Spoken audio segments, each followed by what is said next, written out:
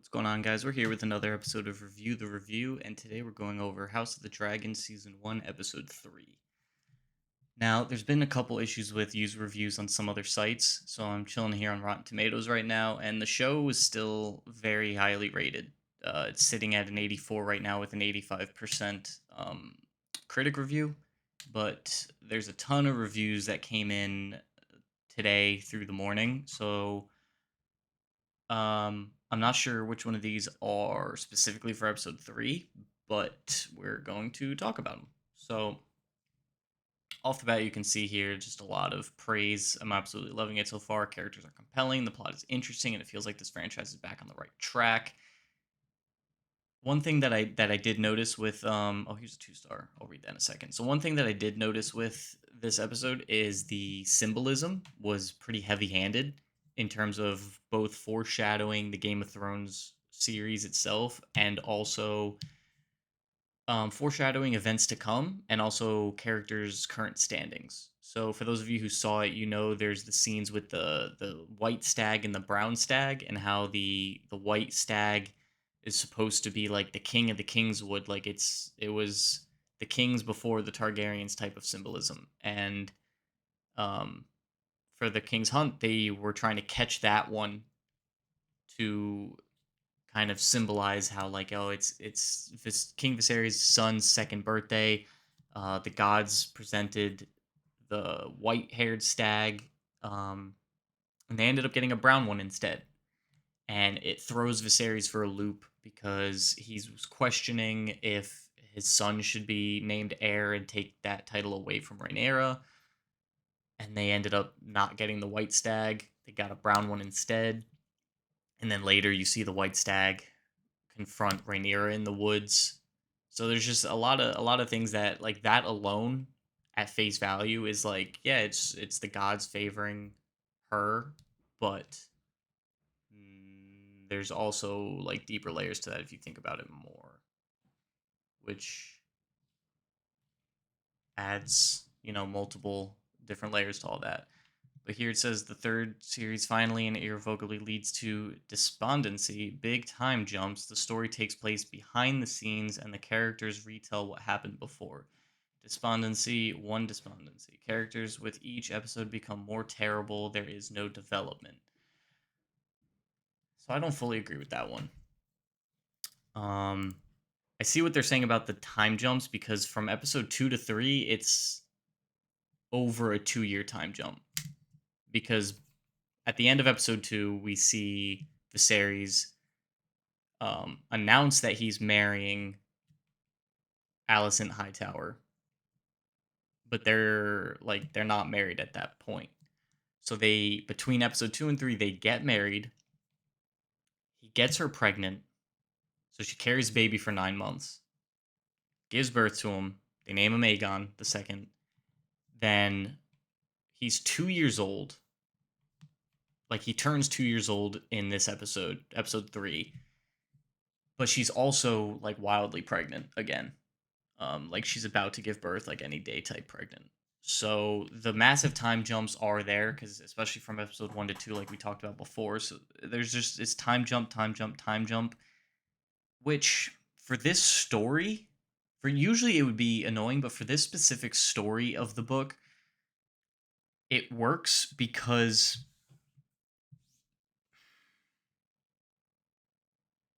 the book itself is an unreliable narrator, which we went over before, but they're basically giving us the main events that lead certain characters down certain paths to build up to when the Blackfire Rebellion actually happens. And okay, so I was about to say, scrolling through here, I'm still seeing high reviews, but here's some mid-tier ones. The first episode was so great, but 2 and 3 were boring. I don't think episode 3 was boring. I thought the fight scenes were pretty cool. The battle was interesting. Daemon Targaryen went off, underwhelming and weak dialogues with uninteresting conversations. I disagree with that. Um, there's plenty of like very interesting conversations that pop up, but to each their own.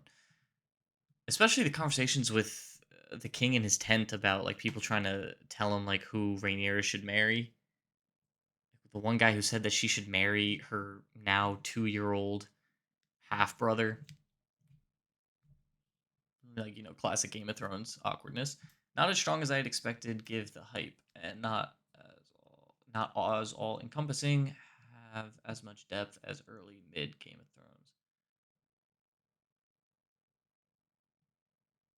Why are you using slashes? Just use pronunciation. Some of the early settings are too much in Candlelight. See the nuanced expression of the characters. Especially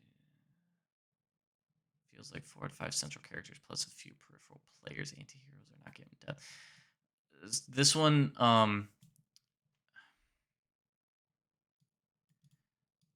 so every character that they show on screen ends up becoming very important in the storyline, which is awkward because for people who haven't read the books, they don't know that. So like this person definitely did not read the book because for the people who read the book, and there's nothing wrong with that, but it's just for the people who read the book and know like for the most part what's gonna happen, and like at least who characters are and the prominence they end up having. They look at like you know, one little appearance of somebody who has 3 words says his name, and then book readers are like, oh. And they know when the ultimate time jump happens and we skip to the future that character ends up being very important. So right now it's still some very subtle setups that will pay off later, which I do like because subtlety goes over a lot of people's heads and they might not like it, but then when it pays off in the end, I like to imagine that they were like, "Oh, wow, okay, I like that." Episode three's ending was ridiculous. Why didn't Damon just take out the entire enemy army before? That was because they were hiding in a cave. He wasn't able to. They weren't able to come out of the cave. He lured them out of the cave by pretending to give up. If it was as if Leonidas dodged all the arrows, ran down the pass, and defeated the entire Persian army. Awful. Yes and no. It was crazy that he was able to dodge as many arrows as he did. He still got hit though. Um, but he didn't defeat an entire army. They were sending like they were all sprinting down the beach at him, and he was getting them like one or two at a time, which isn't crazy for Game of Thrones because like Jamie Lannister has done more than that in Game of Thrones story. Maybe not in the show, but at least book wise, like Jamie Lannister used to sprint through the middle of a battlefield, cutting people down with enemies all around him. The visuals are great, but the story is seriously lacking. See, I think differently. There's a lot of moments where the visuals lack. Well, no, all right, no, not a lot of moments, but there's multiple moments where the visuals lack, and it's only like the CGI, like the CGI dragons. There's moments where the CGI dragons are lacking, but the story, I don't think the story is lacking personally. I don't want to read just only like praising reviews though, because I want to see if there's. Here we go, because the first series wasn't terrible enough. This plot depends on sexual content and disturbing images. Huh?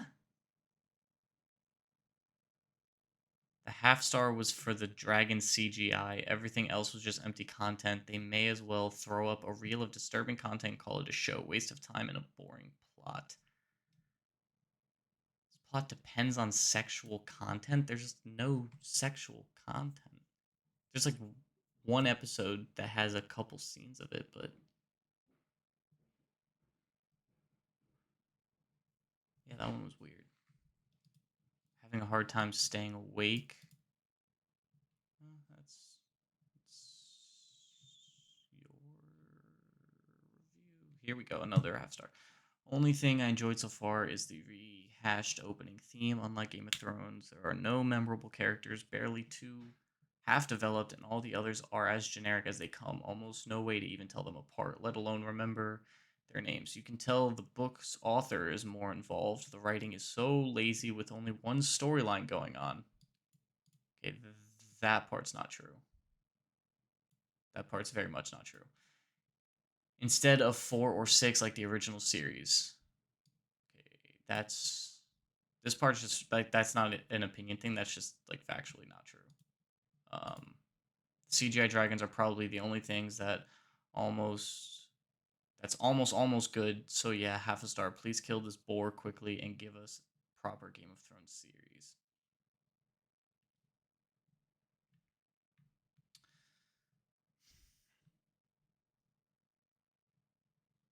See, that's what I was saying before. Like the low star reviews, you always have to take them with a grain of salt because a lot of times they're just hate posts.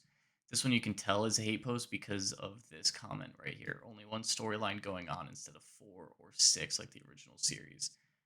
If they actually paid attention, you'd know that there's multiple storylines going on at once that all also have threads and webs that connect to the main one, just like in Game of Thrones proper. But like, yeah, that one's just factually not true. Let's try and find one more. Really bad wigs. CGI is poor too. Okay, yeah, the wigs is getting a little excessive of how like bad some of these wigs look. Carry straight on from season 5 to 8 of Game of Thrones. It's written to be popular from the off. Unlike when Game of Thrones first aired, they concentrated on character building from the main characters down. This, it would seem, has gone the opposite direction, jumped straight into the blood, guts, and sex. That says to me that they are desperate to make this a success. Compare these first episodes of season 1 of Game of Thrones. Jump straight into the blood, gut. Well, they didn't do that, and this was very minimal. What they really jumped straight into was people sitting around talking for 45 minutes straight. There's no comparison. Geo3s, it was a million miles ahead of this rubbish. Not for me. I don't know if that's fair. Like just because something doesn't live up to like Game of Thrones 1 through 4 doesn't necessarily make it complete trash. But as you can see, that's kind of the vibe with these reviews for episode 3 is just a lot of hate posts and then normal critiques. I probably should have read some more of these like 3-star ones. Oh, I'll just read this one. Is it going to jump 3 years every episode? That is going to be really dissociating. We're not being allowed to get to know the characters. I love having GOT back, but the care for the characters is lost in the speed of the story. It's unfair because once they do the ultimate time jump that goes to the actual point of the main story, this is all still. I mean, it's kind of crazy to take 3 episodes to set up, but like, they're at least they at least have the care to properly set up the Blackfire Rebellion and not just jump straight to it. If it's 3 years per episode, we'll be at the beginning of season. Okay, is that the idea? No, it's definitely not. The show so far is a bit flat. It pales compared to season 1, but I've been pleasantly surprised with the acting, presentation, and especially the writing so far. I will see the season through and continue to season 2 once it's renewed. Me going to season 2 is just based off how this season ends. If they can stick the ending of this first season, I'll be surprised and impressed, and then they'll win my trust back. But as of right now, I still don't fully trust it. But anyways, yep. Peace out.